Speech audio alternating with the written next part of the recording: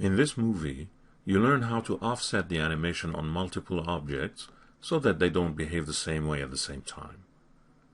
You also learn to store an animation so you can reuse it on the same object or on others. To that purpose, you'll be using this scene named offsetcontrols.max that you downloaded for this tutorial. The download link is available in the movie description on this YouTube channel page. The scene seems empty, but there are a couple of objects that are hidden from view at this time. In the Scene Explorer, make sure the Sort by Layer option is enabled. Turn on the layer named Dominoes. A chamfered box representing a domino tile appears. It is mapped with a multi-sub map so that the tiles look different when duplicated. Say you were to create 15 or 20 copies of this object on the x-axis. Make them about 40 or 45 units apart, and make sure you use the Copy option. More on copies versus instances later. Next, you will animate these pieces to rotate and simulate a simple fall. Select all the pieces and enable Auto Key mode.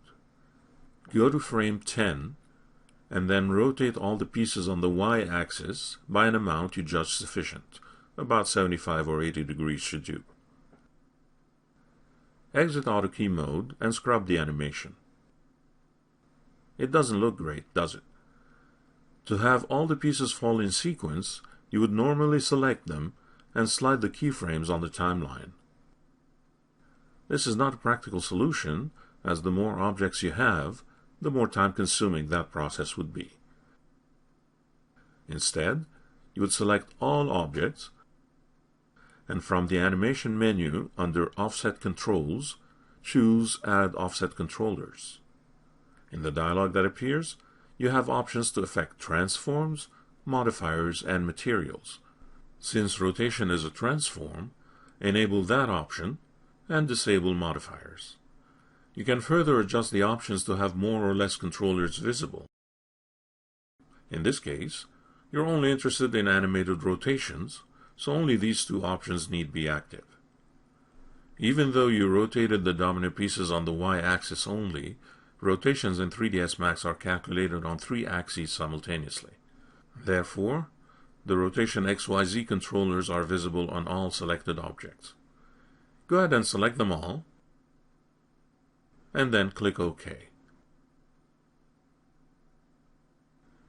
Test the animation. It looks better, as there is definitely a timing offset taking place, but it needs some fine-tuning. Select any of the pieces and take a look in the Modify panel. A new Timing and Offset modifier shows various settings that you can adjust. If you need to affect the original animation globally, then you can do that by changing the set length value. Currently, it is set to 10 frames, which is how you animated the fall. Setting the value to 5 would make the fall twice as fast. A value of 20 would make it twice as slow. Set it back to 10 before moving on. Even though 10 frames is reasonable timing for the fall, the animation offset itself needs adjustment. As the first domino piece falls, the next one in line should start falling about 5 frames later. In the Offset Settings group, change the per node delay value to 5 and try again.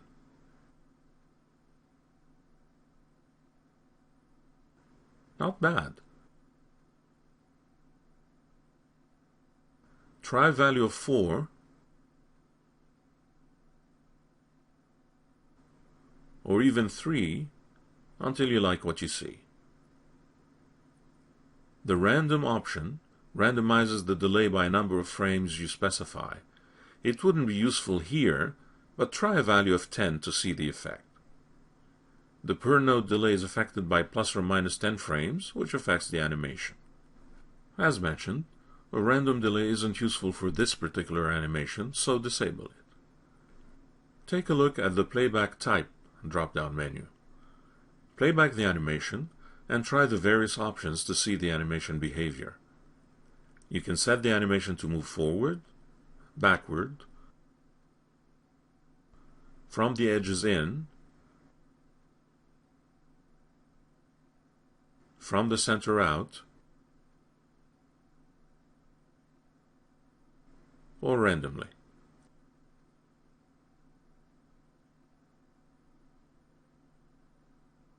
Set the playback type to forward before moving on. The order in which the objects are animated depends on the order ID value. Note that the order ID in this case is based on how the duplicates were created, incrementing from left to right. You can change this order manually or by using the Pick Object button.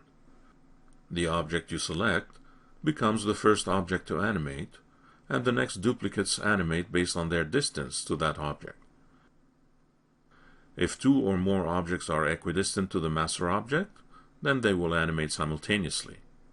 Note that the two pieces on either side of the master object have the same ID number.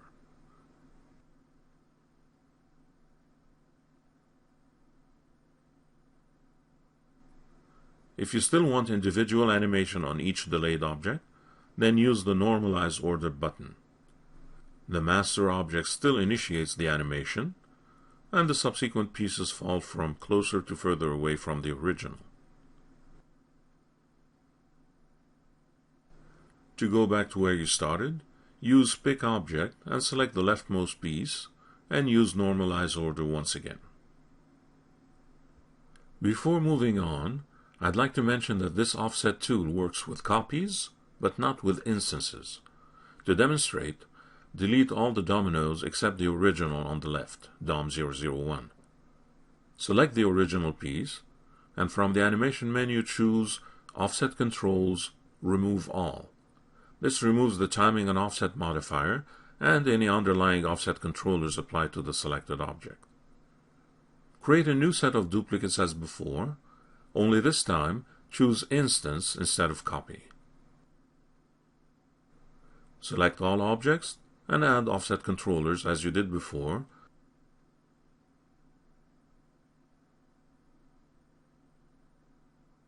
and note that unlike earlier, the pieces now all move at the same time. The reason for this is that the timing and offset modifier is now instanced too, and changing the order ID on one object replicates it on another. Since all duplicates are sharing the same ID, they all animate the same way, and no offset takes place. To have an offset, the instances need to be converted into copies or made unique. This also needs to be done before applying the offset controllers. So, delete the instances once again and remove the offset controllers from the original. Create a set of instance duplicates one more time. This is a scenario that's bound to happen when you need to turn instances into copies. Usually, this is done by selecting an instance, right-clicking the modifier stack, and choosing the Make Unique option from the cursor menu. However, this one-by-one approach is not practical when dealing with dozens or hundreds of instances. If that's the case, you need to rely on a simple line of MaxScript code to solve the problem. Right-click in the lower left corner and open a listener window. Select all the instances in the scene, including the original box. Type in the following line in the listener window: instance manager dot make objects unique space selection space # individual. Make sure you press enter to confirm the command and close the listener window when you're done. Check out the individual domino pieces. The modifier stack doesn't display in bold anymore, making the objects independent copies. Select all the pieces once again and apply offset controllers to offset their animation.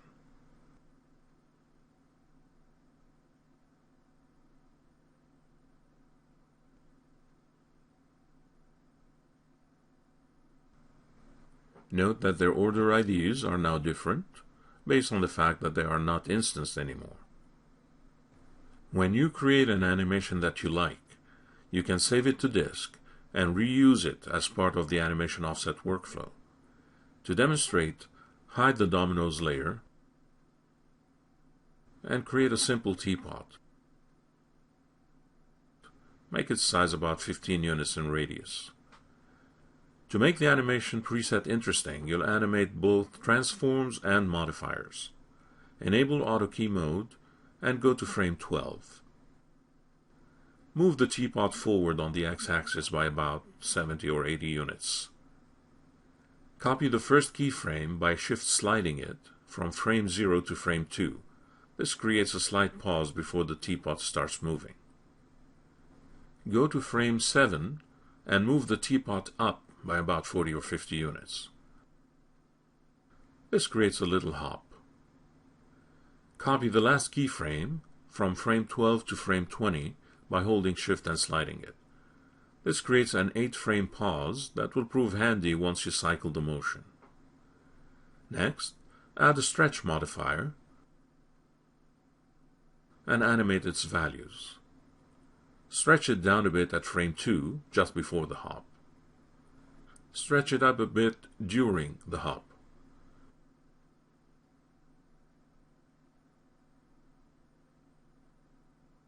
And back down around the landing.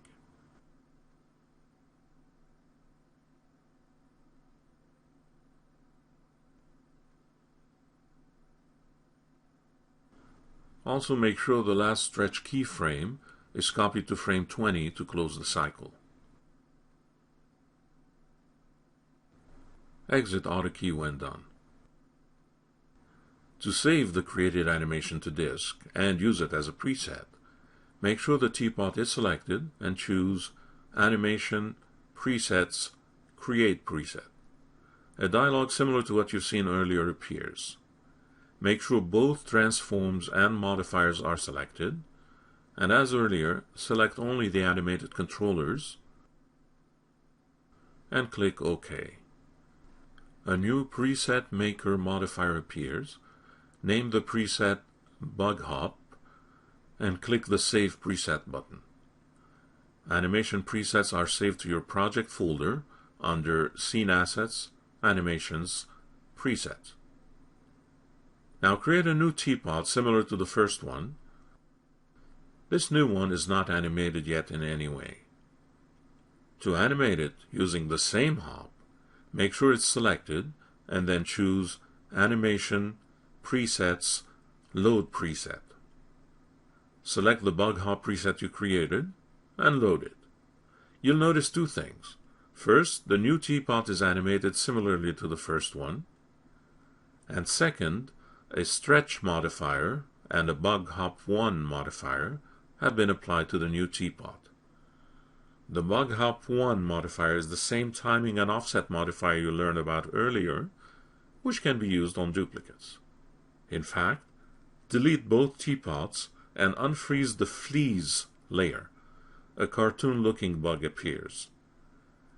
Make a few copies of it on the y-axis, and then select all the fleas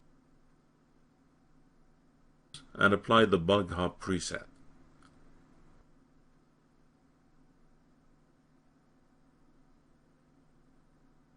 Play back the animation to try it out.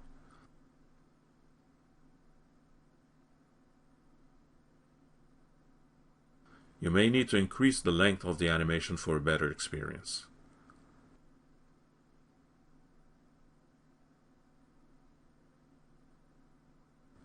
As you've learned before, you can select any of the copies and adjust the offset settings.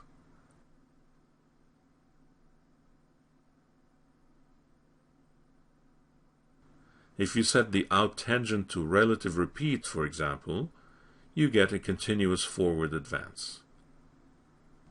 Try setting up both tangents to relative repeat and the playback type to random to get a full-blown flea invasion.